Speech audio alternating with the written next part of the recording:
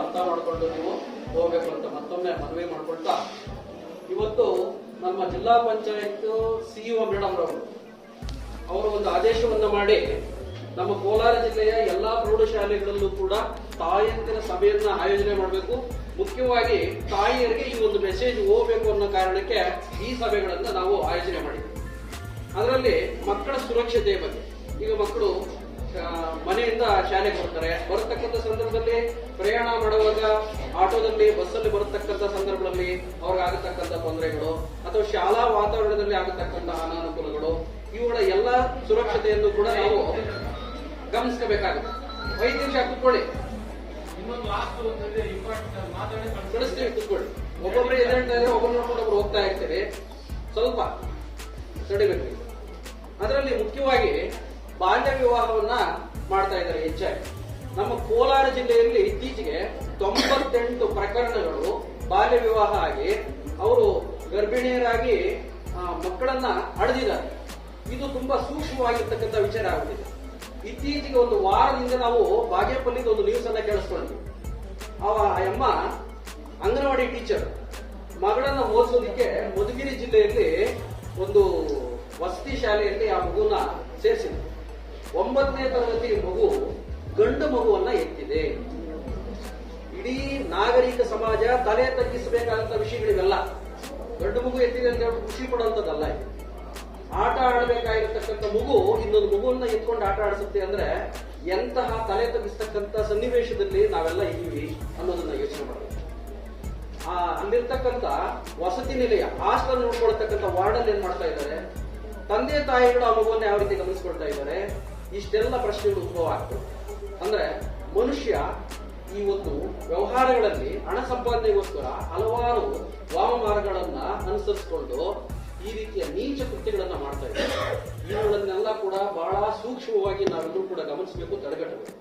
ಇಲ್ಲಿ ಬಾಲ್ಯ ವಿವಾಹ ಅನ್ನತಕ್ಕಂಥದ್ದು ಮುಖ್ಯವಾಗಿ 18 ವರ್ಷದ ಒಳಗಿನ ಹೆಣ್ಣು ಮಕ್ಕಳು, 21 ವರ್ಷದ ಒಳಗಿನ ಗಂಡು ಮಕ್ಕಳು, ಇವ್ರಿಗೇನಾದ್ರೂ ಮದುವೆ ಆದ್ರೆ ಕಾನೂನಿನ ರೀತಿಯಲ್ಲಿ ಅದು ಅಪರಾಧ. ಅದನ್ನ ಬಾಲ್ಯ ವಿವಾಹ ಅಂತ ಕರೀತಾರೆ. 18 ವರ್ಷದ ಒಳಗಿನ ಹೆಣ್ಣು ಮಗು ಅಥವಾ ವಯಸ್ಸಾಗಿರ್ತಕ್ಕಂಥ ಇನ್ಯಾರು ದೊಡ್ಡವರ ಜೊತೆ ಮದುವೆ ಆದ್ರೂ ಕೂಡ ಆಗಲೂ ಬಾಲ್ಯ ವಿವಾಹನೆ ಅದು. ಇದು ಆಗಬಾರದು ಅನ್ನತಕ್ಕಂಥದ್ದು ಸರ್ಕಾರ ರೂಪಿಸಿರ್ತಕ್ಕಂಥ ಕಾನೂನು. ಯಾಕೆ 18 ವರ್ಷನೇ ಅಂತ ಫಿಕ್ಸ್ ಮಾಡಿದ್ರು ಅಂದ್ರೆ, ಇಲ್ಲಿ ಮದುವೆ ಅನ್ನತಕ್ಕಂಥದ್ದು ನಮ್ಮ ಸಂಪ್ರದಾಯದಲ್ಲಿ ಒಂದು ಪವಿತ್ರವಾದ ಒಂದು ಬಂಧನ. ಆ ಹೆಣ್ಣು ಗಂಡು ಸಂತಾನೋತ್ಪತ್ತಿ ಕ್ರಿಯೆಯಲ್ಲಿ ಭಾಗವಹಿಸಿ ಅವರ ವಂಶಾಭಿವೃದ್ಧಿಯನ್ನ ಮಾಡ್ಕೊಳ್ಳೋದಕ್ಕೆ ನಮ್ಮ ಸಮಾಜ ಕೊಟ್ಟಿರ್ತಕ್ಕಂಥ ಒಂದು ಪರ್ಮಿಷನ್, ಅನುಮತಿ. ಅದಕ್ಕೆ ಸರ್ಕಾರ ಒಂದು ಏಜ್ ಲಿಮಿಟ್ ಅನ್ನ ಮಾಡಿದೆ. ಯಾಕೆ ಹೆಣ್ಣು ಮಕ್ಕಳಿಗೆ 18 ವರ್ಷಕ್ಕೆ ಮಾಡಿದ್ರು ಅನ್ನೋದಾದ್ರೆ, ದೈಹಿಕವಾಗಿ ಮಾನಸಿಕವಾಗಿ ಆಕೆ ಬೆಳೆದಿರೋದಿಲ್ಲ. 18 ವರ್ಷ ಆದ್ರೆ ಬೆಳೆದಿರ್ತಾರೆ. ಅದಕ್ಕಿಂತ ಮೊದಲೇ ಗರ್ಭ ಧರಿಸಬೇಕಾಗುತ್ತೆ. ಗರ್ಭಕೋಶ ಡೆವಲಪ್ಮೆಂಟ್ ಆಗಿರೋದಿಲ್ಲ. ಆ ಮಗು, ಆ ಭ್ರೂಣ ಸರಿಯಾಗಿ ಬೆಳವಣಿಗೆ ಆಗೋದಿಲ್ಲ, ಅದು ಕುಂಠಿತ ಆಗುತ್ತೆ. ಅಸ್ವಸ್ಥ ಮಕ್ಕಳು ಹುಟ್ಟುತ್ತವೆ. ಹುಟ್ಟತಕ್ಕಂಥ ಸಂದರ್ಭದಲ್ಲಿ ತಾಯಿ ಮಗು ಕೂಡ ಸಾಯತಕ್ಕಂಥ ಅವಕಾಶಗಳಿರ್ತವೆ, ಅಬಾರ್ಷನ್ಸ್ ಆಗ್ತವೆ. ಈ ಕಾರಣಗಳಿಂದ ವೈಜ್ಞಾನಿಕವಾಗಿ ಸಂಶೋಧನೆಗಳನ್ನ ಮಾಡಿ ಅದನ್ನ 18 ವರ್ಷಕ್ಕೆ ಹೆಣ್ಮಕ್ಳಿಗೆ ಮದುವೆ ಮಾಡಬೇಕು ಅಂತ ಸರ್ಕಾರ ಫಿಕ್ಸ್ ಮಾಡಿದೆ. ಅದಕ್ಕಿಂತ ಮೊದಲೇ ಆದ್ರೆ ಅದು ಬಾಲ್ಯ ವಿವಾಹ ಅಂತ ಅನಿಸ್ಕೊಳ್ಳೋದು. ಇದು ಬಾಲ್ಯ ವಿವಾಹದ ಅರ್ಥ. ಇದಕ್ಕೇನು ಮುಖ್ಯ ಕಾರಣ ಅಂದ್ರೆ, ಸಾಮಾನ್ಯವಾಗಿ ಲಿಂಗ ತಾರತಮ್ಯ. ಅಂದ್ರೆ ಗಂಡು ಮಕ್ಕಳು ವಂಶೋದ್ಧಾರಕರು, ಎಷ್ಟು ಬೇಕಾದರೂ ಓದ್ಲಿ, ಅವರ ಎಷ್ಟು ಬೇಕಾದ್ರೂ ಓದಿಸೋಣ. ಹೆಣ್ಮಗು ಯಾವತ್ತಿದ್ರೂ ಕೂಡ ಬೇರೆಯವರ ಮನೆಗೆ ಹೋಗತಕ್ಕಂಥದ್ದು.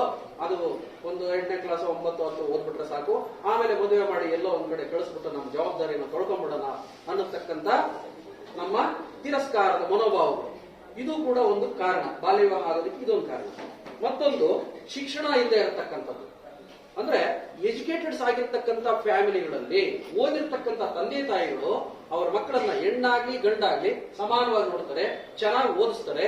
ಓದಿ ಒಂದು ಒಳ್ಳೆ ಜವಾಬ್ದಾರಿ ಸ್ಥಾನಕ್ಕೆ ಬಂದ ಮೇಲೆ ಒಳ್ಳೆ ಮನೆತನವನ್ನು ನೋಡಿ, ಒಳ್ಳೆ ಹುಡುಗನನ್ನು ನೋಡಿ ಮದುವೆ ಮಾಡ್ತಾರೆ.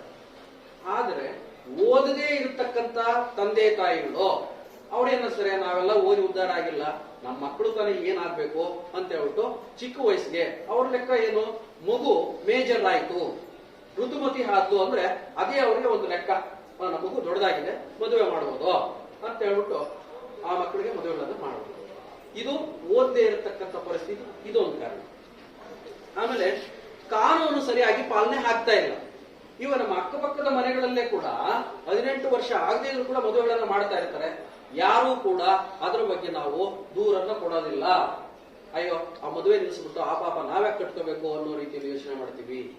ಗೊತ್ತಿರುತ್ತೆ ಎಷ್ಟೋ ಜನಕ್ಕೆ ಅಕ್ಕಪಕ್ಕದ ಮನೆಗಳಲ್ಲಿ ಆಗ್ತಾ ಇರ್ತದೆ, ಚಿಕ್ಕ ವಯಸ್ಸು ಮದುವೆ ಮಾಡ್ತಾ ಇರ್ತಾರೆ, ಯಾರು ಅದನ್ನು ನಿಲ್ಲಿಸಕ್ ಹೋಗೋದಿಲ್ಲ. ಅಲ್ಲಿ ಕಾನೂನು ಪಾಲನೆ ಆಗ್ತಾ ಇಲ್ಲ. ಈ ಕಾರಣಗಳಿಂದ ಬಾಲ್ಯ ವಿವಾಹಗಳು ನಡೀತಾ ಇದ್ದಾವೆ. ಇದರಿಂದ ಆಗತಕ್ಕಂಥ ದುಷ್ಪರಿಣಾಮಗಳು ಹೇಳಿದ್ವಿ. ಆ ಮಗು ಆಟ ಆಡತಕ್ಕಂಥ ವಯಸ್ಸಲ್ಲಿ ಮಗುವನ್ನು ನಡೆಸಬೇಕಾಗುತ್ತೆ, ತನ್ನ ಬಾಲ್ಯವನ್ನ ಕಳ್ಕೊಳ್ಳುತ್ತೆ, ಸ್ನೇಹಿತರ ಒಡನಾಟವನ್ನ ಕಳ್ಕೊಳ್ಳುತ್ತೆ, ಆಮೇಲೆ ಅನಾರೋಗ್ಯ ಪೀಡಿತರಾಗ್ತಾರೆ, ಚಿಕ್ಕ ವಯಸ್ಸಿಗೆ ವಿಧವೇರು ಆಗತಕ್ಕಂಥ ಸಂದರ್ಭಗಳು ಬರ್ತವೆ. ನಿಶಕ್ತಿ, ಅಪೌಷ್ಟಿಕತೆ, ರಕ್ತಹೀನತೆ ಮುಂತಾದ ಸಮಸ್ಯೆಗಳನ್ನ ಎದುರಿಸಬೇಕಾಗುತ್ತೆ. ಅದರಿಂದ ಬಾಲ್ಯ ವಿವಾಹವನ್ನ ಮಾಡಬಾರದು. ಹಾಗಿದ್ರೆ ತಡೆಗಟ್ಟೋದು ಹೇಗೆ? ಬಾಲ್ಯ ವಿವಾಹವನ್ನ ತಡೆಗಟ್ಟೋದು ಹೇಗೆ? ವಿವಿಧ ಹಂತಗಳಲ್ಲಿ ಈ ಬಾಲ್ಯ ವಿವಾಹವನ್ನು ತಡೆಗಟ್ಟೋದಕ್ಕೆ 47 ಅಧಿಕಾರಿಗಳನ್ನ ಗುರುತಿಸಿದ್ದಾರೆ. ಹಳ್ಳಿಗಳಲ್ಲಾದ್ರೆ ಅಲ್ಲಿ ಅಂಗನವಾಡಿ ಕಾರ್ಯಕರ್ತರು ಇರ್ತಾರೆ, ಆಶಾ ವರ್ಕರ್ಸ್ ಇರ್ತಾರೆ, ಆ ಊರಿನ ಗ್ರಾಮ ಪಂಚಾಯಿತಿ ಸದಸ್ಯರಾಗಿರ್ಬೋದು, PDO ಆಗಿರಬಹುದು, ಆಮೇಲೆ ಶಾಲಾ ಮುಖ್ಯೋಪಾಧ್ಯಾಯರಾಗಿರ್ಬೋದು, ಪ್ರೌಢಶಾಲೆಗೆ ಬಂದಾಗ ಹೆಡ್ ಮಾಸ್ಟರ್ ಆಗಿರ್ಬೋದು. ಈ ರೀತಿ ಬೇರೆ ಬೇರೆ ಅಧಿಕಾರಿಗಳು ಎಲ್ಲ ಹಂತಗಳಲ್ಲಿ ಇರ್ತಾರೆ ಇದನ್ನ ತಡೆಗಟ್ಟೋದಕ್ಕೆ. ಅವ್ರಿಗೆ ನಾವು ವಿಷಯವನ್ನ ತಿಳಿಸಿದಾಗ ಅವರು ಸೂಕ್ತ ಕ್ರಮವನ್ನ ಕೈಗೊಳ್ತಾರೆ. ಆಮೇಲೆ ಮಕ್ಕಳಿಗೆ ಮಹಿಳಾ ಮತ್ತು ಮಕ್ಕಳ ಸಹಾಯವಾಣಿ ಅಂತ ಹೇಳ್ಬೋದು 1098. ಈ ನಂಬರ್ ಅನ್ನ ಎಲ್ಲರೂ ಚೆನ್ನಾಗಿ ಜ್ಞಾಪಕ ಇಟ್ಕೊಳ್ಳಿ. 1098. ಇದಕ್ಕೆ ಯಾರು ಬೇಕಾದ್ರೂ ಕರೆ ಮಾಡಬಹುದು. ಕರೆ ಮಾಡಿದಂತವರ ಹೆಸರನ್ನ ಗೌಪ್ಯವಾಗಿ ಇಡ್ತಾರೆ. ಅದನ್ನು ಯಾರಿಗೂ ಪಬ್ಲಿಕ್ ಮಾಡೋದಿಲ್ಲ. ಎಲ್ಲಿ ಈ ರೀತಿ ಒಂದು ಸಮಸ್ಯೆ ಆಗಿದೆ ಅಂತ ಒಂದು ಸ್ಥಳಕ್ಕೆ ಭೇಟಿ ಕೊಟ್ಟು ಸರ್ಕಾರದವರು, ಪೊಲೀಸ್ ಇಲಾಖೆ, ಆರೋಗ್ಯ ಇಲಾಖೆ ಭೇಟಿ ಕೊಟ್ಟು ಅದನ್ನ ತಡೆಗಟ್ಟತಕ್ಕಂಥ ಕೆಲಸವನ್ನ ಮಾಡ್ತಾರೆ. ಈ ರೀತಿ ನಮ್ಮ ಕೆಲಸವನ್ನು ನಾವು ಮಾಡಬೇಕಾಗುತ್ತೆ. ಆಮೇಲೆ ಪರಿಹಾರ ಏನು ಆಗಿದ್ರೆ ಅಂದ್ರೆ ಹೆಣ್ಣು ಮಕ್ಕಳನ್ನು ಹೆಚ್ಚಾಗಿ ಓದಿಸ್ಬೇಕು. 18 ವರ್ಷಕ್ಕಿಂತ ಹೆಚ್ಚು ಮುಂದಕ್ಕೆ ಓದಿಸಿ ಕನಿಷ್ಠ PUC ಆದ್ರೂ ಪಾಸ್ ಆಗ್ಲಿ ಅನ್ನತಕ್ಕಂಥದ್ದು ನಾವು ಒಂದು ಟಾರ್ಗೆಟ್ ಅನ್ನ ಇಟ್ಕೋಬೇಕು. ಅಲ್ಲಿಗೆ 18 ವರ್ಷ ಆಗುತ್ತೆ. ಅಲ್ಲಿಂದ ಮುಂದಕ್ಕೆ ನೀವು ಮದುವೆ ಮಾಡಿದ್ರು ಕೂಡ ನಿಮ್ದೇನು ಕಾನೂನು ರೀತಿಯಲ್ಲಿ ಅಪರಾಧ ಆಗೋದಿಲ್ಲ.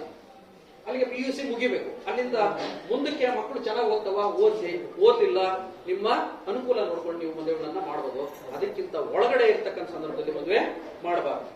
ಆಮೇಲೆ ಶಾಲೆಗೆ ಅಡ್ಮಿಷನ್ ಮಾಡತಕ್ಕಂಥ ಸಂದರ್ಭದಲ್ಲಿ ಜನನ ಪ್ರಮಾಣ ಪತ್ರವನ್ನ ಕಡ್ಡಾಯವಾಗಿ ಕೊಡತಕ್ಕಂಥ ಕೆಲಸವನ್ನ ಮಾಡಿದ್ರೆ ಅವು ಡೇಟ್ ಆಫ್ ಬರ್ತ್ ಕರೆಕ್ಟ್ ಆಗಿರುತ್ತೆ. ಅದರ ಆಧಾರದ ಮೇಲೆ ಮಗುವಿನ ವಯಸ್ಸನ್ನು ನಿಖರವಾಗಿ ತಿಳ್ಕೋಬಹುದು. ಏನಾದ್ರೂ ಮುಂದೆ ಅನಾಹುತಗಳಾದಾಗ ಆ ಒಂದು ಜನ್ಮದಿನಾಂಕದ ಆಧಾರದ ಮೇಲೆ ದೂರನ್ನ ಕೊಡಬಹುದು. ಈ ಒಂದು ಕಾಯ್ದೆಯನ್ನ 2006ರಲ್ಲಿ ಜಾರಿಗೆ ತಂದರು. ಬಾಲ್ಯ ವಿವಾಹ ನಿಷೇಧ ಕಾಯ್ದೆಯನ್ನ 2006ರಲ್ಲಿ ಜಾರಿಗೆ ತಂದರು. ಯಾಕೆ ಇಷ್ಟೆಲ್ಲ ಹೇಳ್ತಾ ಇದೀವಿ ಅಂದ್ರೆ ಕಳೆದ 3 ವರ್ಷಗಳಲ್ಲಿ ಕರ್ನಾಟಕ ರಾಜ್ಯದಲ್ಲಿ ಇವತ್ತಿನ ಪೇಪರ್ ಪ್ರಕಾರ 49,000 ಮಕ್ಕಳು ಗರ್ಭ ಧರಿಸಿದ್ದಾರೆ. 18 ವರ್ಷಕ್ಕಿಂತ ಒಳಗಿನ ಮಕ್ಕಳು 49,000. ಅದರಲ್ಲೂ ಹೆಚ್ಚಾಗಿ ಉತ್ತರ ಕರ್ನಾಟಕದವರು. ಉತ್ತರ ಕರ್ನಾಟಕದ ಜನ ಬೇಗ ಮದುವೆ ಮಾಡ್ತಾ ಇದ್ದಾರೆ. ಕಾನೂನಿನ ಒಂದು ಪಾಲನೆ ಆಗ್ತಾ ಇಲ್ಲ. ಇಂಥವು ನಮ್ಮ ಅಕ್ಕಪಕ್ಕದಲ್ಲಿ ನೆರೆಹೊರೆಯ ಕಡೆ ಆದಾಗ ಇಂಥವುಗಳನ್ನು ನೋಡಿ ನಾವು ಗಮನಿಸಬೇಕು. ಅದನ್ನು ತಡೆಗಟ್ಟತಕ್ಕಂಥ ಕೆಲಸ ಎಲ್ಲರ ಜವಾಬ್ದಾರಿ. ಇದು ನನಗೆ ಗೊತ್ತಿಲ್ಲ ಅಂತ ಹೇಳೋಂಗೆ ಇಲ್ಲ. ಯಾಕೆ ಅಂತ ಹೇಳ್ತೀವಿ ಅಂದ್ರೆ ಇಲ್ಲಿ ಸಾಮಾನ್ಯವಾಗಿ ಬಾಲ್ಯ ವಿವಾಹ ಆದಂತ ಸಂದರ್ಭದಲ್ಲಿ ಆ ಮದುವೆಗೆ ಮೊದಲನೇ ಅಪರಾಧಿಗಳು ತಂದೆ ತಾಯಿ. ಅದರ ನಂತರ ಆ ಮದುವೆಗೆ ಯಾರ್ಯಾರು ಭಾಗವಹಿಸ್ತಾರೋ ಅವರೆಲ್ಲರೂ ಕೂಡ ಅಪರಾಧಿಗಳೇ. ವಾರದವರು, ಪುರೋಹಿತರು, ಲಗ್ನ ಪತ್ರಿಕೆ ಪ್ರಿಂಟ್ ಮಾಡೋರು, ಚೌಲ್ಟ್ರಿ ಕೊಟ್ಟಿರ್ತಕ್ಕಂಥವ್ರು, ಇವರೆಲ್ಲರೂ ಕೂಡ ಮಕ್ಕಳನ್ನು ಬಿಟ್ಟು ಇನ್ನೆಲ್ಲರೂ ಕೂಡ ಅಪರಾಧಿಗಳೇ. ಬಾಲ್ಯ ವಿವಾಹವನ್ನ ಪ್ರೋತ್ಸಾಹ ನೀಡತಕ್ಕಂಥವ್ರು ಎಲ್ಲರೂ ಕೂಡ ಅಪರಾಧಿಗಳಾಗ್ತಾರೆ. ಅವ್ರಿಗೆಲ್ಲರೂ ಕೂಡ ಶಿಕ್ಷೆ ಆಗುತ್ತೆ. ಕನಿಷ್ಠ 2 ವರ್ಷ ಜೈಲು, 1 ಲಕ್ಷ ದಂಡ.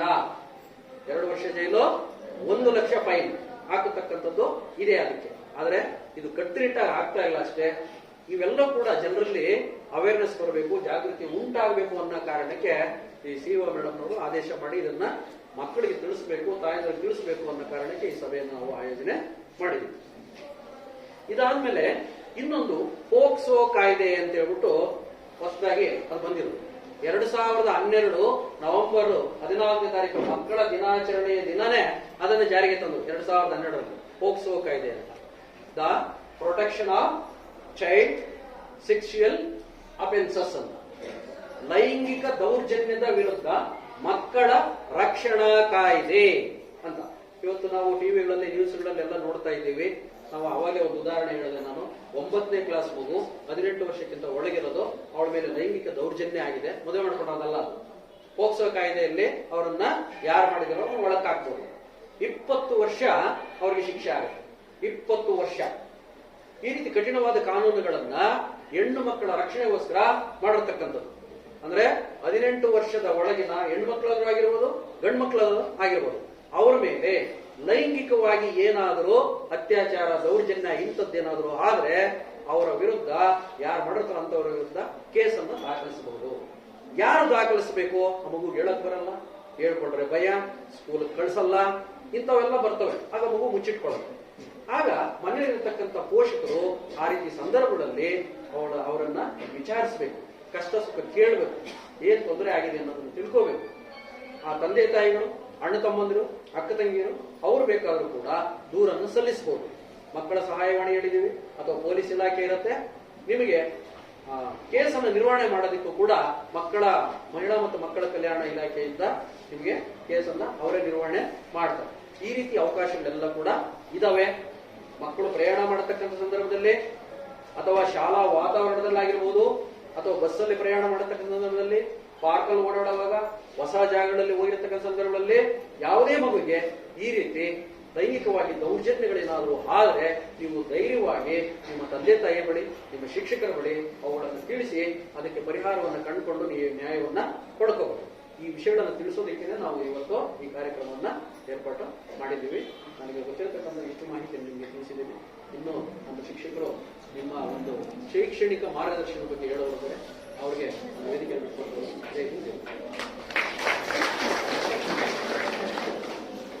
ನಮ್ಮ ರವಿಕುಮಾರ್ ಸರ್ ಅವರು ಹೆಣ್ಣು ಮಕ್ಕಳ ಸುರಕ್ಷತೆ ಮತ್ತು ಬಾಲ್ಯ ವಿವಾಹ ನಿಷೇಧ ಮತ್ತು